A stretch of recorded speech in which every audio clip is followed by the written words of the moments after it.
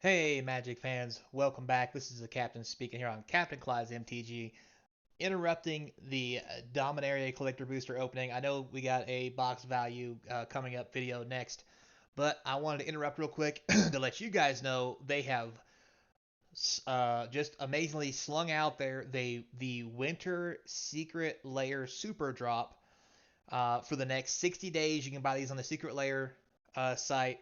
Some of them are pretty sweet. I'm not gonna lie, as much as I hate to say that, but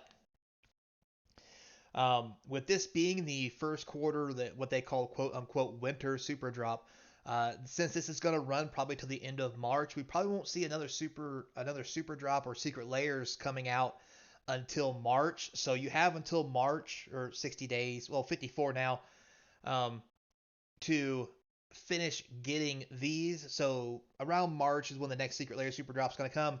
So let's get started and take a look at what sweet secret layers, if any, are in this new secret layer drop. So that said, don't forget to subscribe. I could use your support.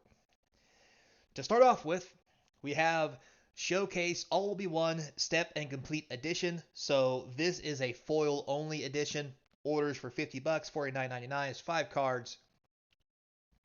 There is not a non-foil. There's only a foil. The 5 cards to give you a better look at them are these 5 here. We have Phyrexian Unlife, not too bad of a card, worth a little bit of money. Phyrexian Crusader, this is a real good reprint. This card is around $30 or $40 in Infect, or was. I don't know if it still is or not. The card is probably still 30 or 40 bucks. This is a great reprint. This card alone, especially in this special foil, will pay for this whole secret layer drop. Then you have your Plague Engineer. Um, I believe this came out in the original Modern Horizon. Still a $2-3 card, maybe more than that. So this is not a bad hit. Airtight, the Corrupted. Sacrifice a creature, enchantment. Sacrifice a creature or enchantment, counter target spell. Great for Commander. Not the most wanted card, but still really cool for a Commander deck. Glissa the Trader. This is from the new set. 2 green and black for a 3/3 first strike death touch. Whenever a creature an opponent controls dies, you may return an artifact card from your graveyard to your hand. Pretty sweet card, easily $5. This is easily a $40 box set, 40 or $50 box set. It's probably a little less than that, maybe a little bit more. But I think this is a pretty good secret layer drop. If this is something you're into, especially for Commander, and not to mention the only way to get this is in Secret Layer. There is not a non-foil, and you get the cool oil slick or ichor foiling, whatever they want to call this stuff here. Seems pretty cool, not gonna lie. All right, moving on. Next we have Phyrexian Faves Foil Edition and Phyrexian Faves Non-Foil. So both of these come in foil and non-foil. The foil edition is 40 bucks, non-foil is 30. There's actually some good cards in here. The 5 cards in this set is we have Blighted Agent, sorry, in Phyrexian text. You could get this in foil. This is insane. This foil card in regular text is around 20 or 30 bucks, or it was. Then we have, um, it's lost me now. This is the Phyrexian guy that does his own thing. They just made a thing with that singer, made his own card of this. Then we have Blighted Agent. 1 green, 1/1 with Infect. Again, this full card by itself is 10, 20 bucks. Um, this in Phyrexian text, the very first time, is amazing. We have the Batter Skull. Not as cool as it used to be, but in Phyrexian it's pretty sweet. Not gonna lie, this is probably only $10 card now because all the reprintings. And then we have Ink Moth Nexus. Oh my god, is this pretty with the Phyrexian text and the whole 9 yards. Being able to get this in foil is also phenomenal. Um, yeah, as you guys might have known if you've watched the channel for a while, I am a Infect player, and these 3 cards here are pretty sweet. And with Infect making a comeback, with Toxic and the whole 9 yards, um, I think what we're going to see is this be a pretty hot set. As much as I hate to do it, to get a play set of 4 of these, 4 of these, and 4 of these to upgrade my foiled out Infect deck is going to cost me an arm and a leg. But I think this is going to be a pretty sweet secret lair. I, God, I hate to say that. Them fuckers and Wizards of the Coast got me. Damn it. Anyway, we 2 minutes in. Can I cuss yet? Yeah, we can cuss. Okay. Moving on. Next we have Draw Your Hand Foil Edition and Non-Foil. I am not all that great with these. So you can see it's $40 for foil, $30 for non-foil, just like every other set. Um, you have only 4 cards. You have Eldrazi Conscript. Not a big deal for me. Deafening Silence. That's 1 white. Each player only casts 1 card per turn. Um, or 1 non-creature, excuse me. The Counterbalance. Yeah, it's Counterbalance, although I don't see the point to the art. And we have Bruna, Light of Alabaster. I have no idea how any of these cards relate to each other. Um, I mean, if this is your jam, go for it. As always, if you're into this kind of stuff, this just isn't me. I'm not a fan of this art. This art's okay, but it's Bruna. I've never played Bruna. You got white, blue, you got white, and you got colorless. Um, yeah, and unless you guys know something I don't know in Commander Field, for me, not so much. I don't think this is going to be one that's going to see a lot of play, um, or have a lot of value in the future.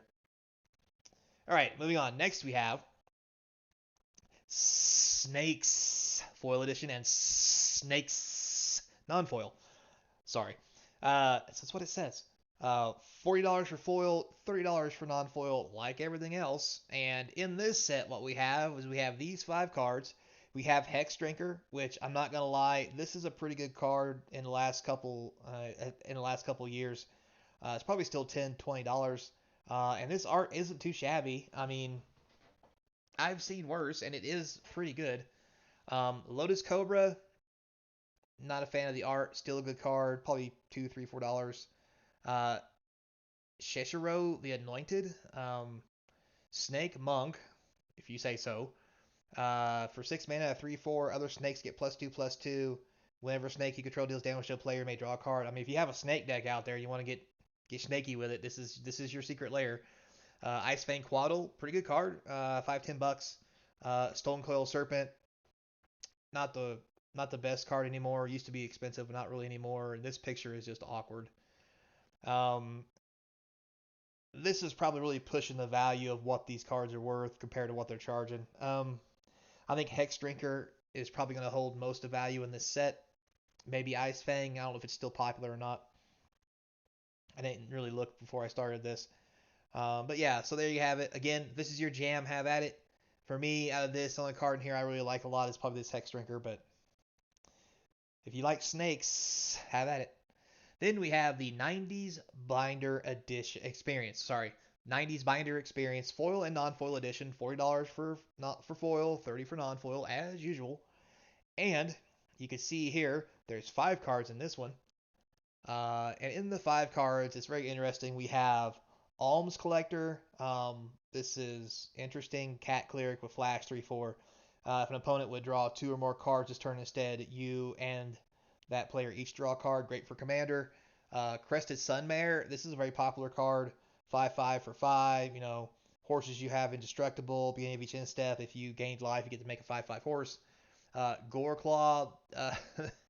I don't know why it's a Care Bear. I know it's not a Care Bear, but Bear, Rainbow, Care. Anyway, we have Rin and Siri Inseparable. This is an amazing picture. Like it a lot. Exotic Orchard. Not the best thing in the world. This set is probably right on par with the cost. Actually, probably a little less than what it should be. It's probably costs more than what the cards are worth. But as far as this one goes, I love this art. Um, I don't say this often because this is kind of not my jam, but this whole Candyland theme they got going on here is freaking hilarious. Um, yeah, especially Goreclaw and Rin and Siri. Like, I'm really getting, and the whole Mr. Ed Rainbow Horse here. Like, it just reminds me of, this is probably why this reminds me of Diablo 3 in Whimsyshire. Like this is the shit that you would run into that you would kill with your character. And maybe that's why I like it. I don't know. But there you have it. If this is something for you in your commander deck, I mean, feel free. I'm not gonna throw any shade your way for having these. Next, we have City Styles, foil and non-foil edition, 40 and 30. Once again, the sweet thing about these is these are done in the beautiful Kamigawa Japanese style art cards, and I love that art style. So let me say that up front before I start hamming this up. Shakashima the Imposter, not the greatest card, but love the art.